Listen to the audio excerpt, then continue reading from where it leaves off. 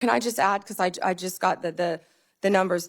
So what we have is $8.7 billion for the Bureau of Prisons. And what that does is it adds 587 correctional officers to help with the things that we just discussed. 95 million for new hires. We have to recruit and we have to retain. We know that's a really tough job. Believe me, you will want to follow every moment of this dialogue closely. Delaware Senator Chris Coons leaned into his microphone during an already lengthy morning session, his notes arranged neatly before him, his tone measured but determined. By that point, the testimony process in the Judiciary Committee had already stretched into hours. Witnesses had faced sharp questions from both sides of the dais. The chamber had taken on that distinctive atmosphere of tired focus that emerges toward the end of long sessions. Even those who find Senate hearings tedious find themselves unable to look away from the screen when they see how power and words transform into a chessboard in moments like these. Coons opened with a note that appeared almost conciliatory on the surface. The subject he chose to lead with was common ground on which both sides could easily agree. In May, the Bureau of Prisons had issued a directive expanding the availability of home confinement. That directive had spoken of smart and fair criminal justice reform and had acknowledged that second chances are not only possible but necessary for a justice system worthy of the American people. Attorney General Pam Bondi responded warmly to this opening. As someone who had devoted years to prosecution, she emphasized that she genuinely believed people deserve a second chance. She said that the vast majority of people, even serious offenders, would be arrested and released. This reality, in her view, made it necessary to prepare every individual to become a productive member of society. She praised BOP Director Billy Marshall and Deputy Director Josh Smith, a former inmate, for the work they were doing. She spoke of halfway houses, the First Step Act, and the deep-seated dysfunction within the Bureau of Prisons that current leadership was actively working to correct. She noted that over $450 million in funding and they are taking, despite more than $450 million being appropriated between 2019 and 2024, we found that funds had been diverted. Had been allocated between 2019 and 2024, but that these funds had reportedly never been transferred to the Bureau. She said that current leadership was focused on creating more halfway houses and providing inmates with what they needed for post-release success while keeping communities safe. In politics, finding agreement on something so human and shared before sharp confrontations is actually a clever move to lower the temperature in the room. Coons nodded and continued. Acknowledging the heavy workload on the shoulders of probation officers, he spoke of a new bill he had drafted with Senator Lee. The legislation would concentrate supervision resources on those who truly needed them, while providing incentives to reduce oversight for individuals who had made genuine progress and changed direction in their lives. The bill had broad law enforcement and various policy organizations' support, and he said he would take great pleasure in working with the Attorney General on this matter. Bondi welcomed this. She noted that the Bureau of Prisons budget included $7 billion, added 587 correctional officers, and allocated $95 million for new hiring. She said that recruiting and retaining correctional officers was genuinely a difficult challenge and emphasized that this was why she valued current leadership. She added that the president had signed the First Step Act because he believed in second chances and that she held that same belief. Then Coons changed the subject. That calmness in his tone never wavered, but the new topic he placed on the table instantly reversed the wind in the room. He said that something that had occurred earlier in the administration concerned him, troubled him even. Directed by DOGE, he said, the department had cut hundreds of grants worth hundreds of millions of dollars, many of which served critical public safety needs, supporting victims, assisting reintegration, violence prevention programs. He described it in plain terms. He called it cutting police funding directly. He also raised what he characterized as a separate but related concern: the reassignment of thousands of agents and prosecutors away from illicit substances, trafficking, corruption, and serious crimes toward assisting with immigration enforcement. This is precisely the moment when that warm and conciliatory atmosphere suddenly dissolved and the real political reckoning began. Bondi had stated that she was prepared to review any grants about which any member of Congress had concerns and acknowledged that some grants had been terminated in error. Coons acknowledged this as well. He said he appreciated her willingness to admit certain misjudgments. But he went further. What he truly wanted to know was whether the system would be permanently corrected so that this would not happen again, so that better decisions would be made from the outset rather than corrected only after objections were raised. Could she guarantee that redirecting thousands of agents to immigration enforcement was not opening doors to crime and illegal networks in communities across the country? Bondi responded by returning to the grant review process. She reiterated the figures. Of 5,800 discretionary grants reviewed, only 376, approximately 7%, had been terminated. 225 recipients had appealed. 18 grants had been reinstated. 17 appeals had been denied. The remainder were under active review. She extended an open invitation. Any senator with a concern about a specific grant, regardless of which state they represented or which party they belonged to, should contact her directly. On the matter of agents being redirected to other assignments, however, she did not step back. She said her agents continued working in their primary roles alongside the work they conducted with the Department of Homeland Security. The two functions, in her framing, were not mutually exclusive.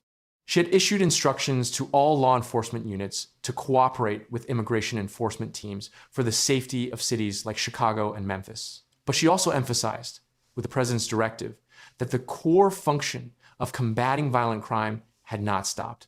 Arguing that two major crises can be managed simultaneously is bold, yet in real life, the division of resources always carries a vulnerability risk for citizens on the street. Coons listened and then moved to a subject that would define the remainder of the dialogue. He said he was concerned about the government's assertion of authority to punish without due process individuals it designated as illegal organization members through tactical interventions on vessels in open ocean in the Caribbean.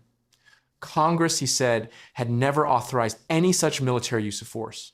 On what legal basis the government was justifying these strikes remained, in his view, a major question mark. He also brought forward something he described as no longer abstract. The president had convened military leaders and spoken of using American cities as military training grounds to counter what he characterized as domestic threats. Coons said that due process was the cornerstone of the Constitution. He expressed deep concern over the image of a president assuming authority to punish without due process individuals suspected of criminal activity outside the bounds of legal procedure. The sudden shift of the subject from simple funding cuts to military operations thousands of miles away and to the right to life instantly drove the tension in the room to its peak. He looked directly at Bondi. As the federal government's chief attorney, he said, she bore a unique responsibility in ensuring that constitutional standards were upheld. How had she arrived at the conclusion that strikes on vessels in open ocean were lawful? Bondi's response came quickly, but was not what Coons had asked. She said she would not discuss any legal advice her department may or may not have given or published in connection with this matter at the president's direction. She then turned to Venezuela, describing the country's leader as the head of an international criminal organization and mentioning the $50 million reward her office had announced for his capture. And I announced $50 million reward for his capture to bring him to this country to face charges. He is currently under indictment in our country. She noted that illicit smuggling operations coming from Venezuela were claiming the lives of young people at record levels. The sudden pivot of the subject to an international crisis is a masterful deflection maneuver to evade a difficult constitutional question. Coons did not entirely let the transition go unacknowledged. He recognized the shared commitment to combating dangerous narcotics trafficking and said many of his colleagues, as former prosecutors, attorneys general, and U.S. attorneys, shared that concern.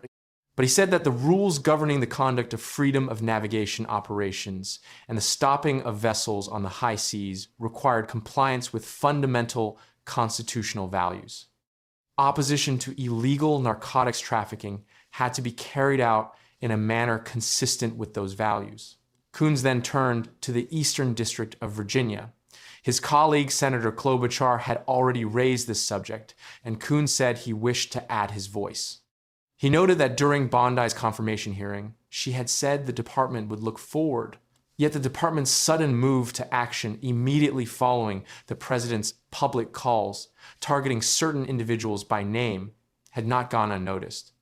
Coons said he was deeply troubled by a question that was no longer abstract, a real question. If the president demanded the prosecution of individuals he saw as rivals or enemies, what would Bondi do? And what was the limiting standard?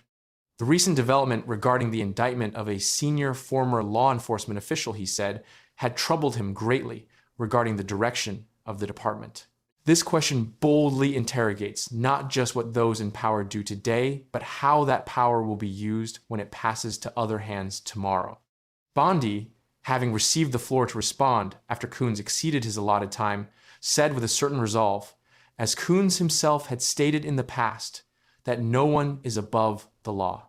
She pointed to the pending case. The individual in question, she said, had been indicted by one of the most liberal grand juries in the country, by a U.S. attorney in Virginia. She said she would not discuss the facts of the case because it was a pending matter. Coons pressed once more. He said he understood she would not discuss the pending case. But he wanted to clearly place on the record the alarm regarding the circumstances of the indictment, which had come immediately on the heels of the president publicly pressuring for action against that specific individual. The moment when the words run out and the process locks up. Everyone senses that the question has gone unanswered, but no one can step outside the official boundaries either. The chairman called time. The dialogue ended there, with questions hanging in the air, answers deferred, refused, or redirected. What distinguished this dialogue from some of the louder confrontations in earlier hours of the session was a particular quality. Coons did not raise his voice. He did not engage in extended exchanges or enter into personal verbal duels. He moved from one subject to the next with methodical persistence, laying out concerns systematically. Grants, the redirection of agents, military force authorization, constitutional limits, prosecutorial independence. Each question was specific. Each refusal to answer was equally specific, tied to a particular justification. Legal advice is privileged. The case is pending. Internal discussions with the White House will not be discussed. The cumulative effect of these refusals was something Coons gestured toward indirectly toward the end of his time. He had come to an oversight hearing. The function of oversight is to obtain information from the executive branch on behalf of the legislative branch, and therefore the people. When critical constitutional questions are deflected under the justification of privilege, pending cases, or state secrets, the legislature's oversight function is not concluded. It simply goes unanswered. Whether this is appropriate depends entirely on one's belief about whether the information being withheld relates to ordinary executive deliberation or to conduct requiring legislative scrutiny. It is among the unwritten rules of politics that legal privilege claims are sometimes the thickest walls drawn in front of questions one does not wish to answer. Bondi had demonstrated considerable cooperation in other portions of the hearing. She had engaged with questions on grant reinstatement, BOP reform, narcotics trafficking, crimes against minors, and criminal justice outcomes. Her participation in the cooperative opening of Coons' dialogue was genuine and substantive. What changed as subjects shifted was not so much her demeanor, but rather the nature of the questions. The questions she declined to answer were precisely those that touched on the relationship between executive authority and prosecutorial decision-making. Ultimately, this is what made this dialogue worth watching closely. It was not the loudest moment in the hearing, nor was it the most theatrical, but it directly and without rhetorical embellishment asked a sitting United States Attorney General whether she would explain the legal basis for certain significant actions taken under her authority, and whether she would articulate the boundary between presidential preference and prosecutorial independence. As much as the answers given from the dais, the deep silence left by the questions that went unanswered actually said everything. Coons yielded the remainder of his time. The chair moved to the next senator. The hearing continued as other subjects filled the chamber. But the questions that remained unanswered waited exactly where Coons had left them, on the record, without a response.